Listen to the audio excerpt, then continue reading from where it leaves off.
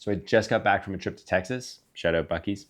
And this is the entire setup that I brought with me. So we're gonna talk a little bit about it, what I liked about it, what I didn't, and some alternatives, what worked really well, that kind of thing. So let's get into it.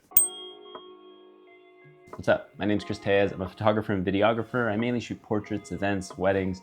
On the video side, I do a lot of commercial work in the sports world, that kind of stuff. So like I said, I just got back from Texas. Shout out Buc-ee's. And I was not there on a photography assignment. I was there doing other work, but of course I bring my camera with me everywhere I go. I thought it was a great opportunity to test out my new sort of everyday carry travel photography setup, especially because I have another trip coming up in a few days. I'm heading to Florida. That's 100% just vacation, hanging out with the family. And for sure, I want to bring a camera to capture memories, but I just don't want it to be like heavy or bulky or big. So I would consider this to be my like travel, street, everything photography kind of setup.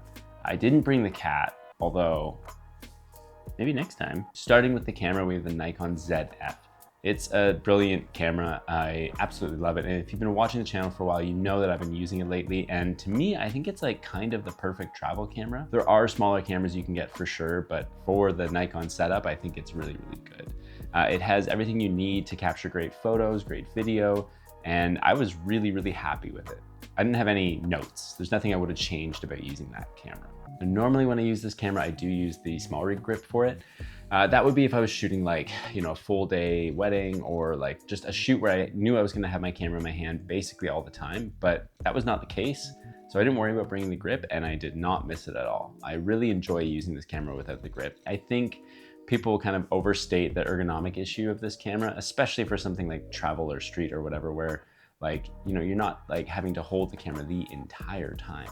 Now, because I'm a dork, I have it set up on this tiny little strap here, basically as small as the Nikon strap could go, and it just kind of sits right here. I find this way more comfortable because then it's not like bumping into your stomach all the time. It just kind of sits naturally, and then you can still have your sling bag over you, and it feels pretty comfortable. Having it nice and close and easy to grab like this is great.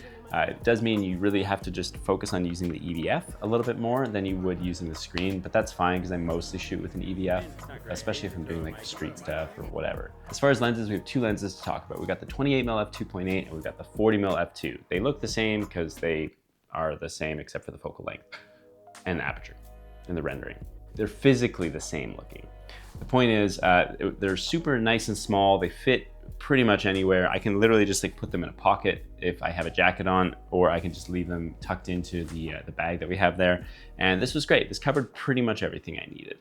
We'll get into the good and the bad in a second, but talking about the lenses, this is our setup, 28 and a 40, something wide, something a little bit tighter. Now, under the bag, we've got the PG Tech One Go Solo V2 in the 4-liter. This is a great little bag. It's super compact, it's waterproof, it's comfortable. You can make it, you know, nice and tight to the body or a little bit looser. I really like this bag and this pretty much completed the setup. I also brought a few extra things because I was working on some videos for YouTube, including the Shure 85mm f1.4, review of that coming soon. I brought the Lark M2 mics, the ones that I'm using right now, and that was just to capture some audio. I brought some filters, memory cards, battery, stuff like that. But the core kit that I had that I'm going to be taking with me to Florida looks like this. It's great, it's lightweight, it's versatile, and it kind of gets me everything I need, more or less. And that brings me to the good and the bad. Let's start with the good. Here's what was great about this setup. Firstly, it was lightweight and comfortable. I could have it with me all day and there was no real issues. I had it, you know, strapped to me and I didn't feel like at the end of the day I was super tired or uncomfortable. It was just easy to bring with me and it was never a question of like, do I want to bring this with me right now? Because it was small enough that it was just easy. The other thing that's really nice about this setup with these two lenses is that they actually have matching filter sizes.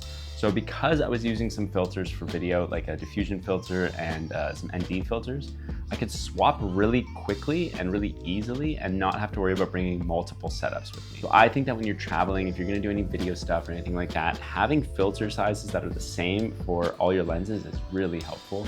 And yeah, you can just use step-up rings too, and that works. But being able to do that effectively, I think, limits resistance, and that means you're gonna get more shots. The other thing I would say is that it's fairly flexible overall. Like 28mm is wide enough that you can get most of what you'd want out of a wide lens.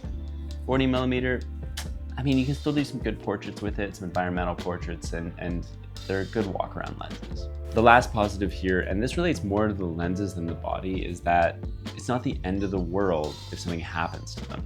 Now, if somebody stole my setup, I would be super bummed out. I'd also be really upset to lose the images too, and that's the bummer of having a body stolen is one, yeah, it's a lot of money, and two, they take all the images, and that sucks. That sucks. But let's say somebody did steal the lenses or one of the lenses, or I misplaced it or something like that, or I left it in the hotel room and they claimed it wasn't there, whatever. If something happened, I'm not gonna be as devastated of losing a, $200 something lens as if I had brought with me, like, a lot of the time for travel, people will bring like a 24-70, and that's great, but the Nikon 24-70 is not cheap. And if I happen to lose that for some reason, I would be really, really sad. It also just looks like a way more professional lens. Like, this setup looks like just like a film camera. And I think people would be less likely to steal a film camera than they would something that looks like a really high-end camera. And that basically rounds out the goods for me. And we'll talk about some things that I'm a little more critical about now. Firstly, starting with the lenses. Now, when you're traveling, a lot of times you're gonna have your camera with you all day from like morning to night. And that means that you're going to have varying degrees of exposure. You're gonna have like a lot of light midday, decent light, really nice light maybe in the morning and the evening, but then at night it's gonna get quite dark and you're probably still gonna wanna take photos. So because of that, you are probably going to be shooting wide open a lot of the time at late night or early morning, stuff like that. These lenses are just not super sharp wide open. And I'm not somebody who like chases sharpness necessarily. If I'm just doing like, regular photos for travel and fun and street, yeah. But I also really like to do portraits. And for me, I found that like shooting wide open to get some of the separation I wanted, these lenses do feel soft.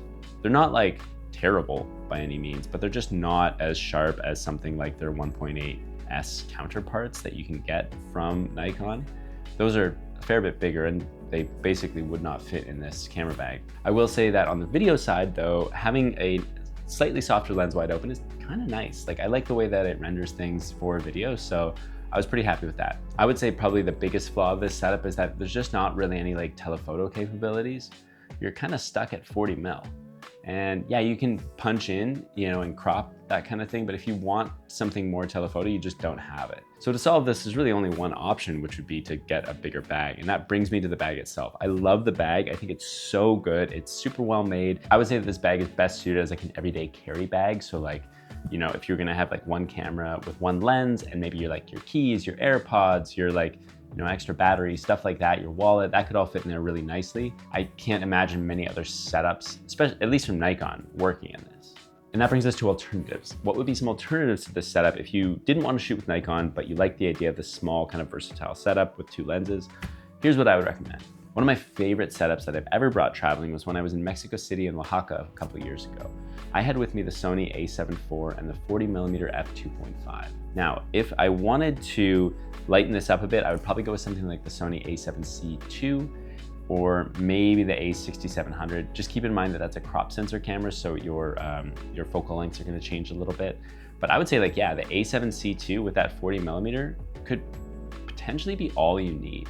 Yeah, you wouldn't have anything wider, but I don't know, I think that setup's really, really nice. If we were gonna go with Fuji, I would probably look at something like the X-T5 with that 18mm pancake lens. I really like that lens. And the 35mm f2. That would get you like the equivalent of like a 27mm and 50mm setup, and I think it would be gorgeous. You'd love using that setup, and that would be really great. From Canon, I would probably recommend the Canon R8 along with the 50mm f1.8 and the 28mm f2.8. That's gonna be a great setup too. I have owned that camera and I really enjoyed it. And I would probably pick up that camera again if I was shooting Canon and I was just using it for like everyday stuff. It doesn't have 2 memory card slots, which is the only reason I wouldn't use it for my professional work, but I don't even think that's that big a deal. So that would be my recommendations if I was looking at some of the other camera brands. So that's my travel setup right now. I'm really enjoying it. Let me know what you think in the comments below and subscribe because I've got a whole bunch of new stuff that's been coming in lately to me that I'm gonna be reviewing and that I'm pretty excited about. So stick around. Peace. You're gonna make it very difficult for me to like merge clips seamlessly because all of a sudden there'll be like a cat and then not a cat or a cat in a different position. I don't know. Whatever. Okay. So let's talk about the setup itself. For the camera.